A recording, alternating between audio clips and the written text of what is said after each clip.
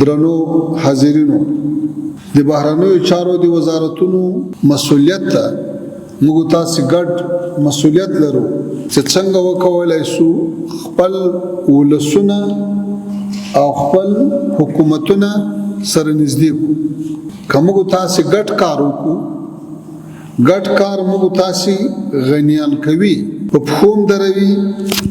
کاری فرصتونه زیاتېږي او خپل ولس خپل ځوانان په خپل وطنو کې په خپل سیمه کې کار او روزګار پیدا کی او لوګدو مسافرونو به خلاصي او لس شاقه کارونه او کومو تاسو ګډ کار وکړو نو ګډ کار به موږ تاسو له هغو منفي تاثیراتونه چې په دنیا کې له بدلونونو نه او له شخړو نه رامنځته کیږي له هغو منفي تاثیراتونه موږ تاسو وساتي او خوندي وي کومو تاسو ګډ کار وکړو او جدي مبارزه وکړو د موږ تاسو هیوادونه به د نړۍ په سطح امن ترين او د امن په فضا کې ژوند ولري موږ د امنیت مختل کوونکو د ټولو عواملو په خلاف جامع بنیادی او هر اړخیزه مبارزه کوو هر څوک چې د موږ د سیمې امنیت خرابوي هغه په هر نامه وي موږ ته د زغملو وړ نه دي موږ تاسو ته ډاډ درکو چې موږ په دې برخه کې ډیر جدي یو نهایت جدي د هیڅ هوا د هیڅ مخالف ته دا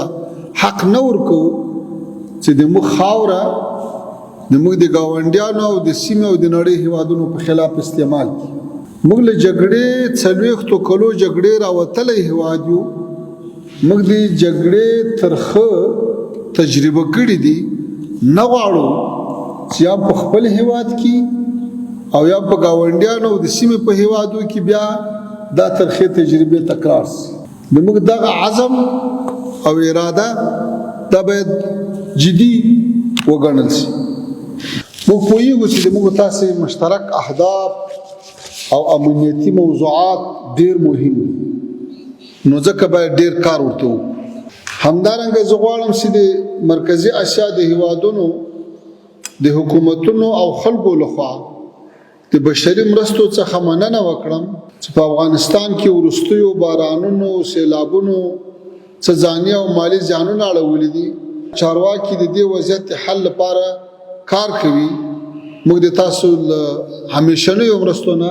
منندوی د افغانستان او د منځنۍ اسیا د هیوادونو ترمنځ د تعاملات او همکاري د لا پیاوړتیا په هدف د دې نو وخت پیاوړتیا او دوام لپاره ستاسو د ملاتړ څخه مننه کوم دا نو وخت پر اختیار سره زموږ د راتلونکو همکاري لپاره یو اغیزمن او عملی میکانیزم دی او موږ غواړو چې دا سیاسي پلیټفارم ارتقا ومومي او د افغانستان او منځنۍ اسیا ترمنځ د ګډې همکاري لپاره د ویلار نقشې په جوړولو کې یو ځای کار وکړو زه غواړم په څرګنده توګه وایم چې افغانستان نور یو مسله یا ستونزه نه ده بلکې په دوه اړخیزو او سیمایزو همکاریو کې یو باوري شریک دی او موږ غواړو چې د دې روایت پر اساس په سیمایزو او نړیوالو نوښتونو او غونډو کې فعال حضور ولرو ستاسو له خوا په سیمایز اتصال کې د افغانستان پر رول ټینګار او د اقتصادي او سوداګریز شریک په توګه ستاسو ملاتړ او چمتووالی د ګډو اقتصادي پروژو په پلي کولو او د افغانستان او منځنۍ اسیا ترمنځ د سیمایي همکارۍ د زیاتوالي لپاره مهم دی افغانستان د خپل متوازن او اقتصاد محوره بهرني سیاست پر بنسټ چمتو دی چې د منځنۍ اسیا له ټولو هیوادونو سره په مختلفو برخو کې د اړیکو د پیاوړتیا لپاره جامع او برابر فرصت برابر کړي بلا شکه سوداګری او ترانزیت په برخو کې ځینې تخنیکی ستونزې شتون لري خو د دې ستونزې د حل لپاره جدي هڅې روانې دي او هغه هڅې ورځ محسوسيږي او نتیجه ورکوي د افغانستان او د منځنۍ اسیا هیوادونو ترمنځ بالقوه فرصتونو ته په پام سره د دواړو خواو ترمنځ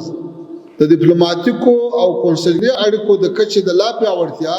او ارتقا لپاره جدي اړتیا لیدل کیږي. موږ د افغانستان اسلامي امارت او د منځنۍ اسیا هیوادونو ترمنځ د اړیکو د لا پراختیا لپاره لا زیاتو همغږیو او بحثونو ته اړتیا لرو او زه هیله لرم چې اوسنی وضعیت په ښه توګه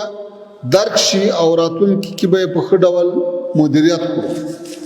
په آخر کې بیا هم له تاسو نه مننه کوم. خوشحاله یم چې موږ تاسې د ګډ کور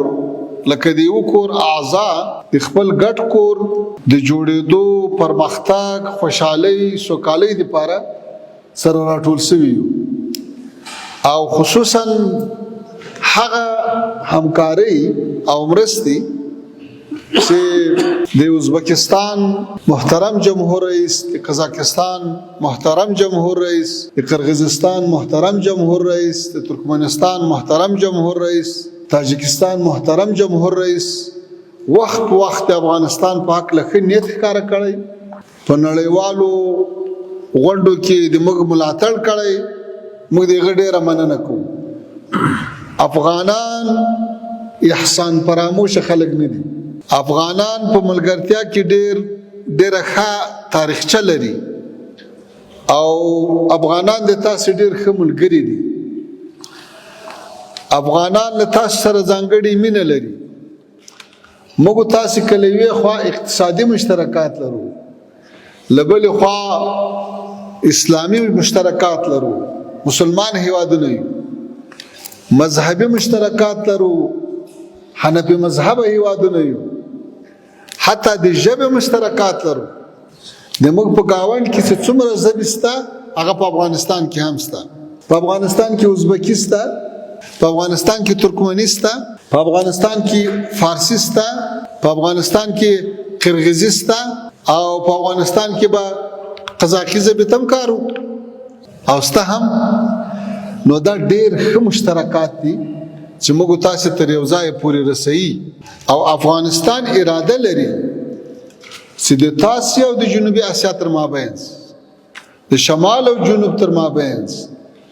د یو ښه پل رول ادا کړي. کوم مشکلات چې اوس د موږ د پاکستان ترمنځ راغلي دي موږ ډېر په جدیت سره کار کوو چې دا حل کړو. موږ مذاکراتو ته جدي یو، تفاهم ته جدي یو، حل لاره غواړو او امید ته پرمختګ وشي. امید ته موږ تاسې ښه خبرونه واورو. نو هیله کوم چې د کابل سفر هم خوندور وي او د کابل له سفر نه خوند واخلئ او بار کابل ته راسئ.